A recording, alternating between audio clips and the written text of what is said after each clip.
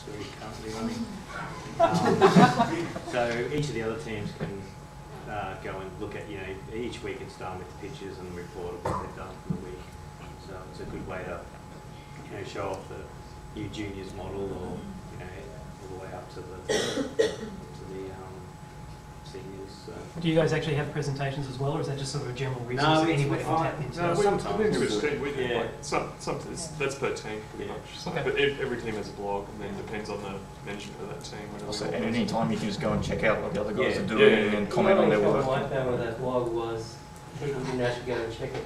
That's a problem with any passive sort of thing. Is you've got to rely on people to do it. Yeah. That's why I do prefer pushing it out if you can. That's why I like to meet. I was going to say, I've often thought that this was an Australian culture thing. Like in some of the US studios that I've worked in, everyone's running around all the time going, "Woo, yeah, this is the best ever. You guys rock. Like I really love what you just did." And in Australia, we sort of almost have the opposite. Like you want to pull someone down, and so I think that's something that we sort of. This is probably a unique problem that we need to think about. The back first?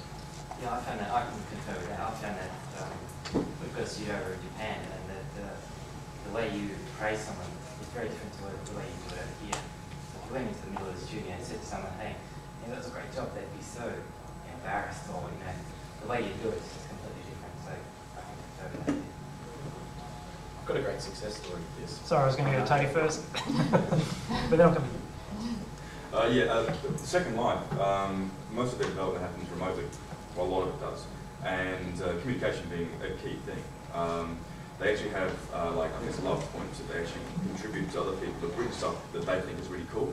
So you have a certain number of credits you need to distribute amongst the company for people that have done really cool stuff, and their bonuses are based on how many love points they have. So the better you do, the more love you get. So it's like you better want to work on the big flashy feature that everybody notices there. It's not just the big stuff, it's programmers rewarding other programmers for doing stuff which is really sweet, as well as artists, designers, and whatever else. Do they have a way of again pushing that information out to other people that they've done something cool? Yeah, there's all collated stuff, so people knew who wrote which particular features and how much love those features actually Is that inherently unfair though? Like somebody gets to work on a feature that will make everybody's life easier, and of course, when that feature's completed, they'll get all the love points. While as somebody else, who's just working on something that needs to be done, but hardly, not that many people are going to see it. It's equally necessary. Maybe it requires an equal amount of skill, and nobody's ever going to really appreciate it. So they're going to end up not getting all the love points. Yeah, I mean, it's over a large number of different small projects that people are working on. So there will be situations where people work on something great and other people working on shift stuff, but conversely they'll work on other things that people will find useful. It's not necessarily big flashy things that get all the love either. It's something that makes somebody else's life a little bit easier as a programmer, say, or a designer. So is this an actual copy of information? Yeah, Second Life. I guess it's also about fairly distributing these tasks as well, and not just a lot of itself. Do the managers get love points for I don't know. a good lead artist, everyone's good feedback, and love back? That's not how it works. It doesn't work like that. Managers generate love points. If minus love points are doing it well. We'll go on to the last one. Almost, yeah, we skip ahead just We'll do this one. and then we can have an open scale. It's going to be about 5. This is certainly the one I've seen some of the worst stuff in. Andrew, you want to start? My anecdote for this is, so if you weren't in the meeting earlier, you've been retrenched. Or if you didn't get that email, then you're one of the people who doesn't have the job anymore. It's just, I think everybody in this industry understands that things change, projects get cancelled and things like that happen, but what I've experienced is the people that remain in the company, if your friends and colleagues who obviously built bonds with are treated kind of without respect, then you're less likely to basically stay there, even if you're not one of the people who've been retrenched yourself. That was pretty much my experience too. It's really about how you have to handle a terrible thing. But mine was... And we've never had, I mean, I've never had to do it myself either. So it's Right. hard to. Mine was gather everybody in a room and tell half of them that they're fired, which on the face of it, there may not have been any better way to do that.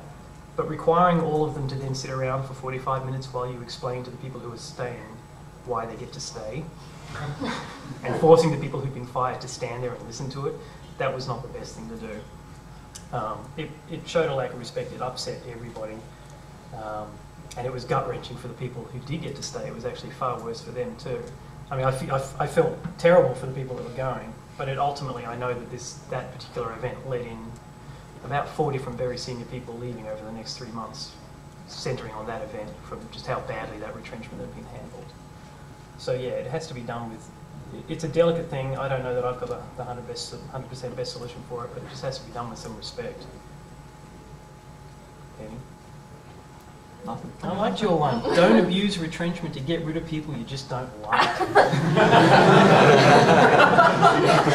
on! He said it now. I changed my mind, but... What number are we up to? Oh, yeah. I don't know. Yeah, I'd say so. Yeah, we've got 2 more. But does anybody else have any, not just horror stories about retrenchment, but preferably how it was done well where you were? Just give people lots of money when you're firing. Preferably like 12 months. There was a little saying. I used to work in the recruitment industry, and it's very standard there. You leave, quit, or get sacked, you're out the door on the spot. Mm-hmm. That's it. No saying goodbye. Just piss off. Your stuff gets sent after you later when you conduct a reception. But there's one saying from one of my companies which was, okay, go, never see you again, and then a phone call. Actually, do you want to come back and say goodbye? And they let me come back in one day and say goodbye to everyone.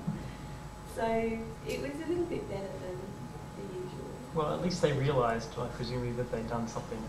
I think they realised like the other staff might be horrified. They had no idea that I was planning to leave or anything like that, and just turn up one day and someone's not there, there's an empty desk.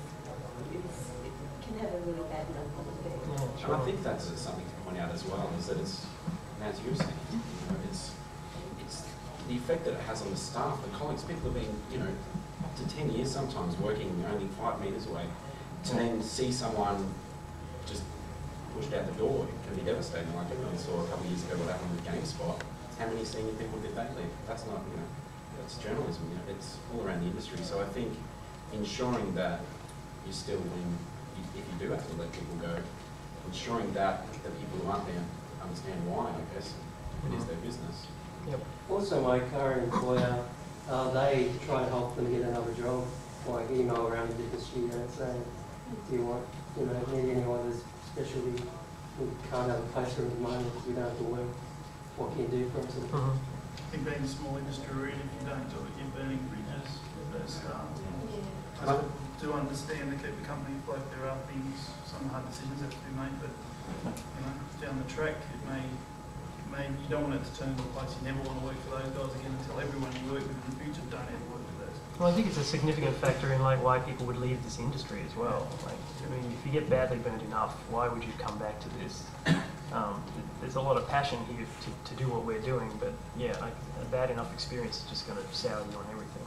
Yeah, you can't underestimate the impact it has on the people that stay as well. I mean, I've been through situations where around 20 people have been laid off or more 4 times now. And yeah, it is hard, even if you're not laid off yourself. But yeah, because you've got to trust the company that you work for, that they have done the thing which is honourable, and your close friends have been let go. Are we officially out of time, or? We have light on time. We've got 2. Sure. Okay, well, this is a tricky one.